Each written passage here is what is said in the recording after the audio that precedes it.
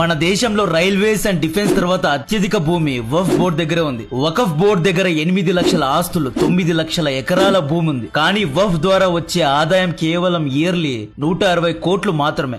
వక్ఫ్ బోర్డులో ఉన్న ఆస్తులను సరిగ్గా మెయింటైన్ చేస్తే వచ్చే ఆదాయం 12,000 కోట్లు. కానీ ఆదాయం రావడం లేదు. ఎందుకు అంటే మధ్యవర్తులు డబ్బులను తినేస్తున్నారు కాబట్టి. వక్ఫ్ బోర్డు అనేది ముస్లింస్ కు ఇచ్చిన ప్రత్యేకమైన బోర్డు. బాగా డబ్బులున్న ముస్లింస్ తాము చనిపోయే ముందు తమ భూమిని, తమ ఆస్తిని వక్ఫ్ బోర్డు కు రాసిస్తారు. వక్ఫ్ కు దానం చేస్తే అల్లాహకు దానం చేసినట్లే. వక్ఫ్ బోర్డు కు మెంబర్స్ గా ఎవరుంటారు అంటే ధనిక ముస్లిం పెద్దలు ఉంటారు. ముస్లింస్ లో ఎంపీ, ఎమ్మెల్యే స్థాయిలో ఉన్నవారు వక్ఫ్ బోర్డు లో ఉంటారన్నమాట. వక్ఫ్ బోర్డు యొక్క కార్యక్రమాల్లో కేంద్ర ప్రభుత్వం తలదూర్చడానికి లేదు. 1954 లో వక్ఫ్ బోర్డు ను ముస్లింసే చూసుకోవాలి అనే చట్టాన్ని తెచ్చారు. 1995 లో సెక్షన్ 40 అనే చట్టం ద్వారా ఒకవేళ వక్ఫ్ ఒక ఆస్తి మాదే అని క్లెయిమ్ చేస్తే ఆ ఆస్తిని వక్ఫ్ కు ఇచ్చేయాలి. ఎవరే గానీ వక్ఫ్ కు వ్యతిరేకంగా హైకోర్టులో, సుప్రీంకోర్టులో కేసు వేయకూడదు. 1970 లో వక్ఫ్ బోర్డు ఒకసారి